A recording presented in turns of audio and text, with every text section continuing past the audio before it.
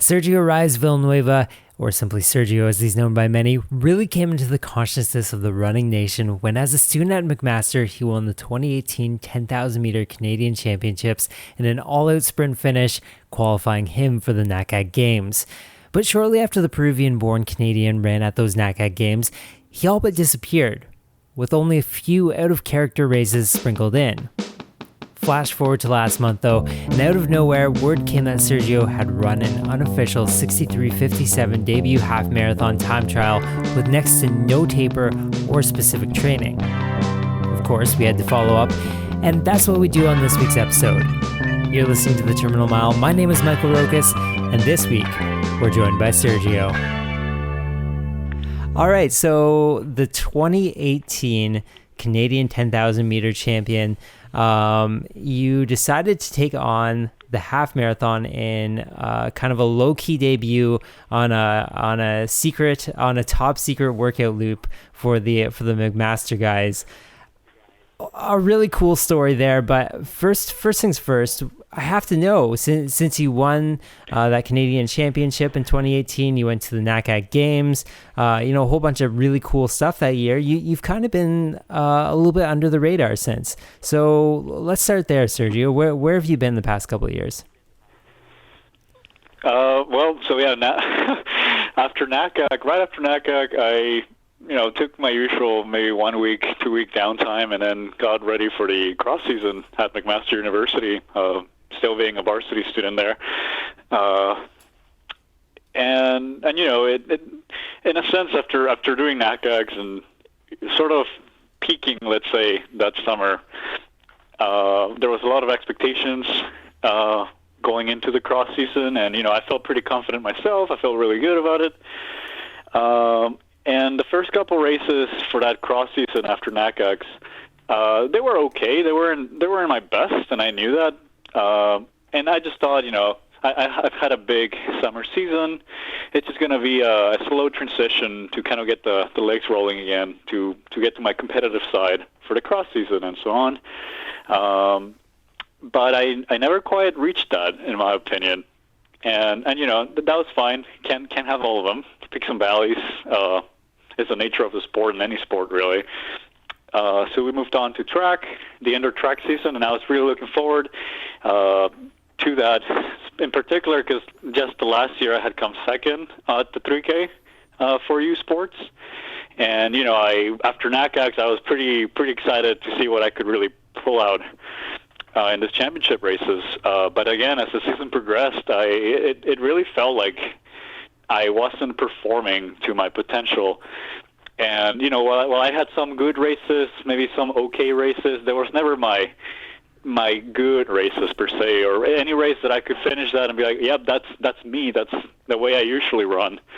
So it was a very strange year, I would say, Michael, trying to figure out the valley, right? Mm-hmm. Within that. And, that it turned out to be a very disappointing track season for me as well.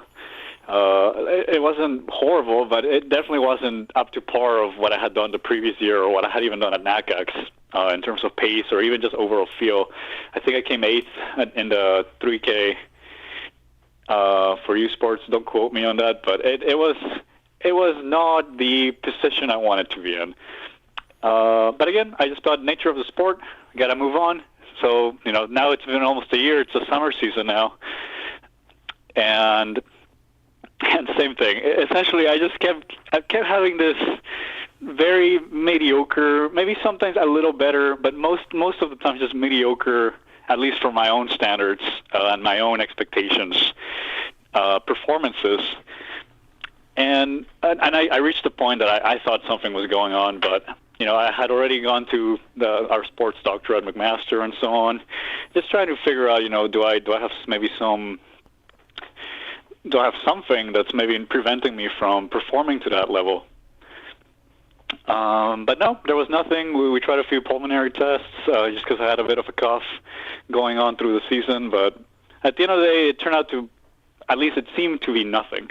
And I guess for an athlete, while it was great to know that there was nothing wrong per se, it was also almost frustrating to not find an answer, let's say, to this underperformance that I was experiencing. And I'll tell you, going from NACAC's very, very sort of peaking in the career, going down to doing okay and basically mediocre races and such. It was kind of frustrating and discouraging almost. But you just put your head down and you keep on going.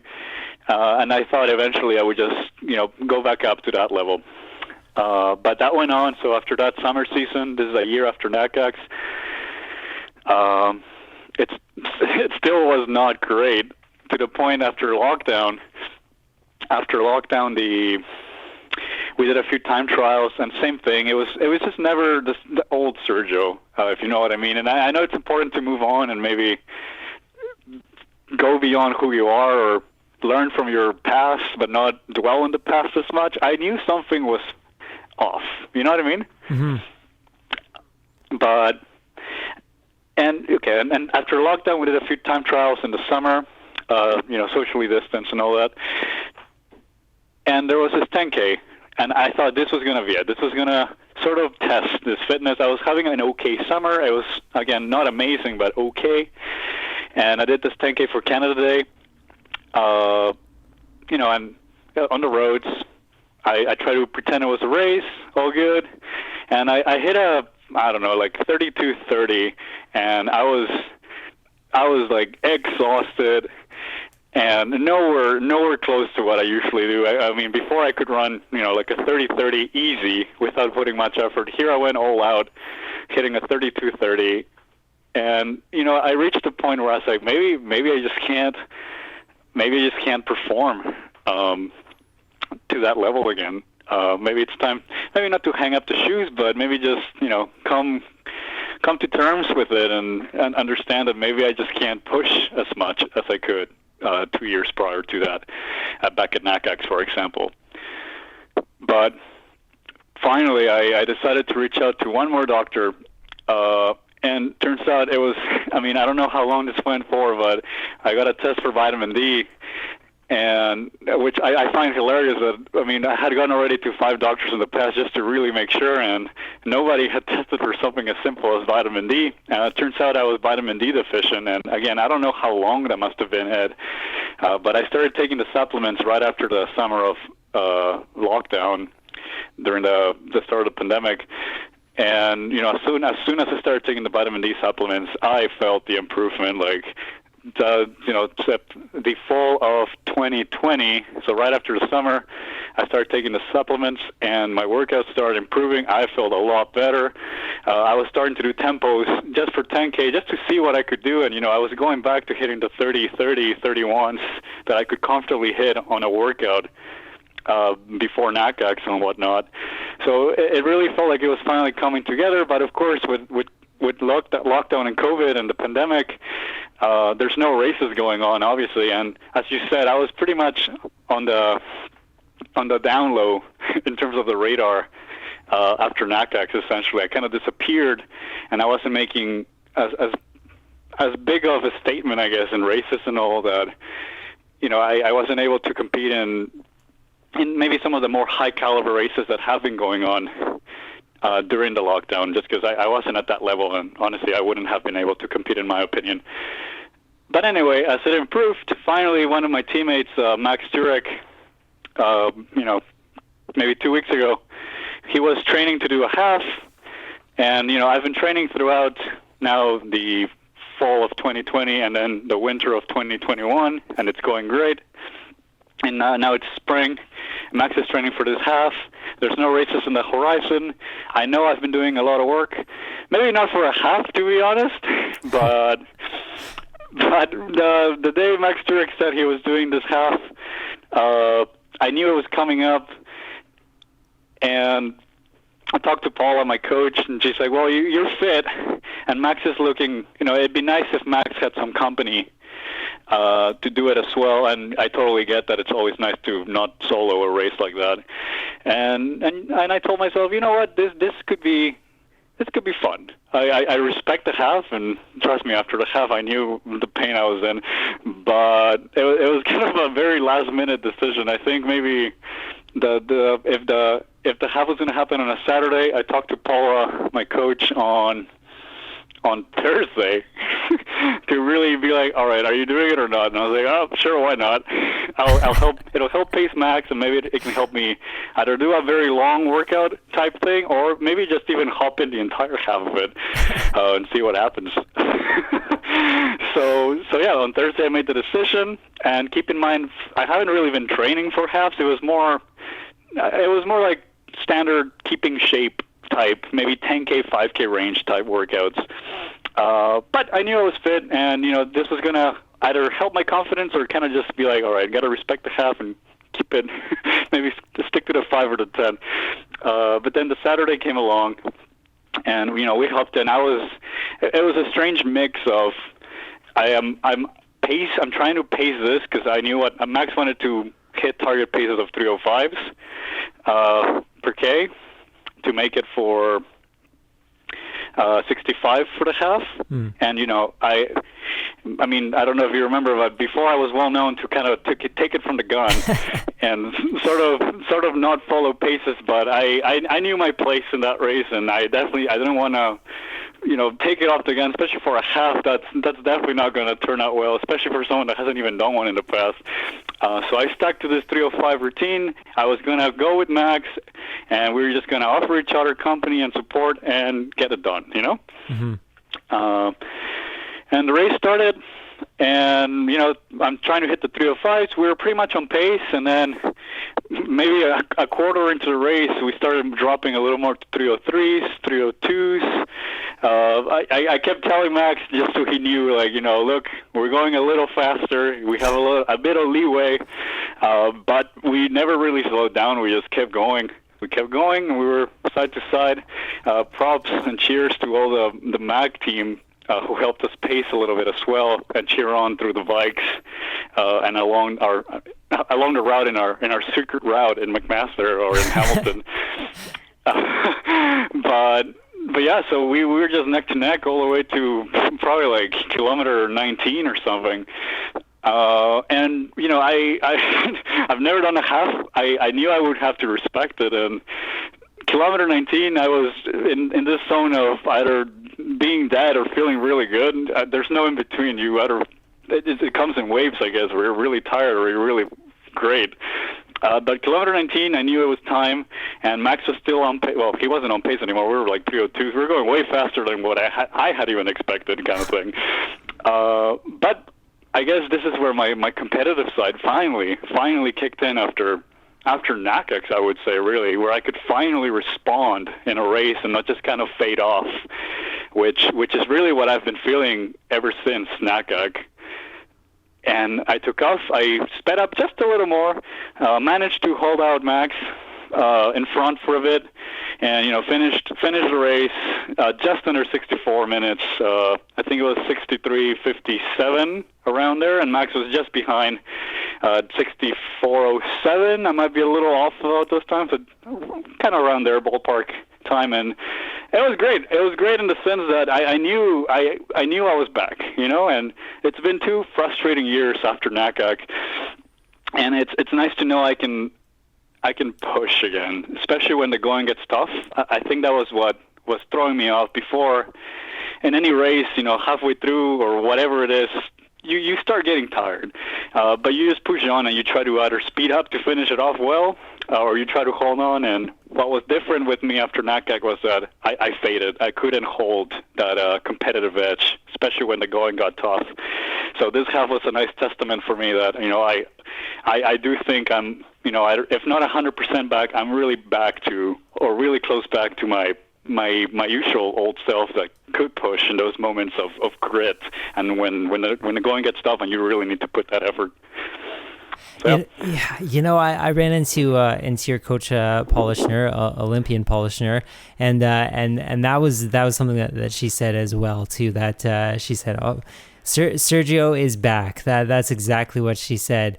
It's interesting that you guys. I don't know how top secret it actually is, but up on the Bertram Loop, I know talking with a lot of McMaster guys, they seem to think that there's something magical about the place. What can you tell me about that workout loop and what makes it so great? Do you think? I think it's a nice combination of things. It's a beautiful area, first of all, in my opinion. And I'm a guy that lives in neighborhoods and just likes to run around neighborhoods, so maybe that suits my nature. But I think there's just very nice markers, right? There's a nice K loop, 800 loop, mile loop, 2K loop. That's just very easy to know where it is, and it ends, right on Paula's house, which I'm sure is very convenient for everybody. And I don't know, it's just well known. Ask anybody in the team. It's a fast course, quote unquote course.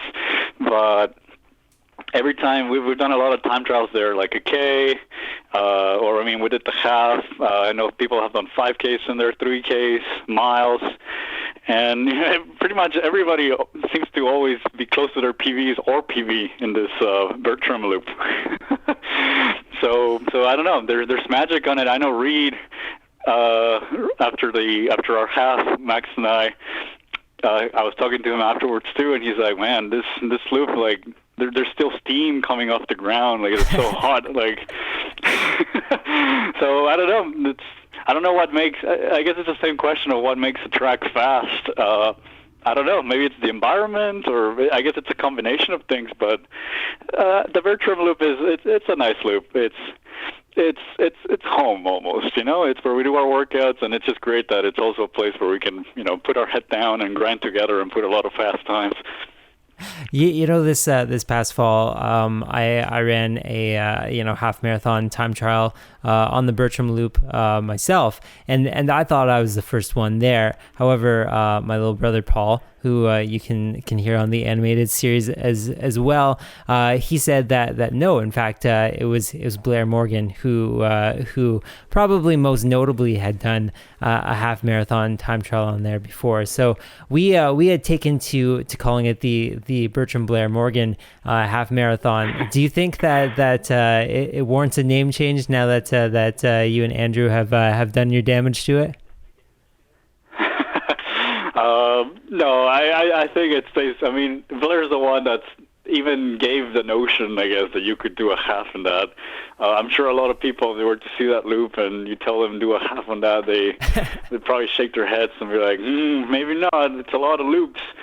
But again, there's something magical to it. So I think, Blair should definitely keep the name for that. Because he's the pioneer for making that reality, I guess. You mentioned Reed Coolsat reaching out to you a little bit earlier, and ever since I moved up here to Hamilton, one thing that I notice is that it has just such a strong running community. I mean, you go out on the trails and you'll see Reed Coolsat out there. He'll join you for a couple miles if he's not working out. You'll see a whole bunch of triathletes. You'll see the Dundas Valley guys.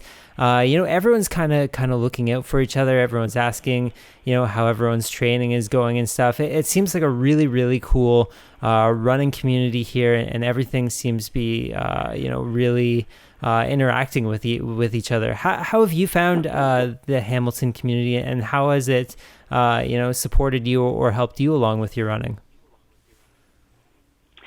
I think the Hamilton community is great. You're right. It's funny. Hamilton's fairly big, but somehow the running community there is pretty small. And honestly, as you may attest, like the running community in general throughout Canada is fairly small. Everybody kind of knows each other, and I think that's what makes the sport great. Not only for competitive, but also you get that friendly camaraderie and it's good. In terms of Hamilton, yeah, everyone. There's always someone around. Most of my runs. I don't run as often there right now because of lockdown, and I live in Mississauga, obviously, and such. Mm-hmm. But the few times I do come, right now because of my master's there, I always seem to bump into someone, whether Reed, or one of the teammates that are currently out on a run. During the winter, I was running through the Bayfront area, and the Harbor Bayfront area, and we saw I saw like a lot of athletes from the Hamilton Olympic Club. Which I don't really know them as well because they're younger athletes and such, but the coaches do know me, and I stopped to chat with Patty, for instance, who coached me back in the Canada Summer Games in Winnipeg back then. So yeah, it's a very nice, small, tight-knit community, really. That it's just great. It's nice to see smiling faces when you're out on a run and try to catch up a little bit. Especially nice currently when there are no races going on and you still see them out. It's nice to see people still keeping their fitness and keeping the runs going amid the lockdown and such. So you mentioned that that the half marathon wasn't initially in the cards. I know that you guys have been doing some time trials before things were fully locked down here in Ontario, but taking a look at that, as you're putting together your season and your training block, what were the goals for you and Coach Paula going into this winter season this year? Well, let me be honest with you. There was no goal, and I think Paula was. Paula's smart, and she knows that most of us, if not all of us, aren't really going to get into some race until probably fall. To be honest, hopefully late summer, we'll see. So winter time, honestly, I think it at least for me, it really helped me out in the sense that I'm very committed, let's say, and if I see a goal in sight, I'll try to chase it. But I guess the curse from having that very go-to mentality is that I put a lot of pressure on myself sometimes, and that's what made it especially difficult trying to figure out this vitamin D deficiency back then, because I was always having the expectation that I wanted to perform well at the coming goals, be it youth sports or a future competition. So, during this winter and really during the whole pandemic, everything shut down and no races. And, me, at least at the start of the pandemic, I knew I was nowhere close to race shape or to my old race shape. So not having those, I guess, either short-term or even long-term goals in sight just helped me kind of focus on myself, keep in shape. She was still putting the workouts to, maybe not peak to a championship race, but at least kind of peak and do nicely okay in a time trial per se. But we never really, it was very casual, I would say, at least for me. She would send out the workouts, I would do them, but I never really questioned, what is the race going to come up? Because there isn't any, right? And we had that conversation with Paula. Like, it's all about right now keeping shape. If you want something to look for, we can do some time trials. But if not, don't even worry about it. And I think that helped me a lot to again just kind of put my head down and keep fit. And unbeknownst to me, improve without this extra pressure of competition somewhere close in the horizon. So you mentioned potentially some races in the fall. Maybe it's tough to see right now, just with the province going into full shutdown right now. But it kind of seems with the vaccine rollout and stuff, there is a chance that there could be some youth sport cross country this fall. You mentioned you're doing your masters. What's your eligibility situation like? Would you be there for a potential cross country season this fall? Yes. So, yes, like you said, fingers crossed. I really don't know. I think the cross season is, at least for university, is really on the fence right now. If it actually goes ahead for youth sports and whatnot. But yes, I do have, because I didn't compete this year because of the pandemic, I saved my eligibility year. And I think that did blessings to me because I am sure I would not have figured out the vitamin D until later on in the season anyway. So it would have been not a good year this year, but now for the fall, that's my last year of eligibility, and I am doing my masters for another year, so I am good to race if the races do happen, kind of thing. And no, I really think, the McMaster team has only improved since the pandemic happened. Again, doing this, working with each other, and again with no races in sight, at least doing the time trials. I know a lot of the guys there are really fit, and if U Sports does happen in the fall, I really think maybe we can take what belongs to us, if you know what I mean. Oh, fair enough. Hey, we were talking about NACAC a little bit earlier, and it actually came up on a run the other day. You were in that race with guys like Reed Fisher and Lopez Lemong, just real journeymen of the sport, guys who have been around for a really, really long time. Were you able to pick their brains at all? What did you get from racing with them a couple of years ago? I mean, I always say it's the experience of racing with that caliber of athletes is. I mean, you can't get it anywhere else unless you're actually there doing that, and that's why I applaud NACAC and these organizations that, while a little smaller in terms of like the international outlook, they still provide this opportunities for athletes to compete, right? So, I mean, I feel like I was a complete different athlete 2 years ago in the sense that I just was very reckless. And I mean, my history precedes me that I was well known to kind of take it off the gun and see what happens. I was a little smarter in NACAC because I knew who I was up against. And I mean, I knew my current fitness that if the race got really, really tough, I don't think I could have held on, just because I mean I'm still trying to get better at the 10K as well, and maybe who knows now, maybe I'll focus more on the 5K or even the half. We will see. But I do know when the race at NACAC happened, I wanted to try to play it conservative, see what the moves would be and if I could respond. And as the race progressed, I managed to respond to one or two of the the moves that would happen throughout the race, but as the going got tough, and I think I need more 10Ks under my belt and maybe more competitions where I can run at that pace to really get that pain grit to hold on to the train. Having said that, though, running with those guys, it was awesome. It was awesome. I wish I could have talked to them a little more.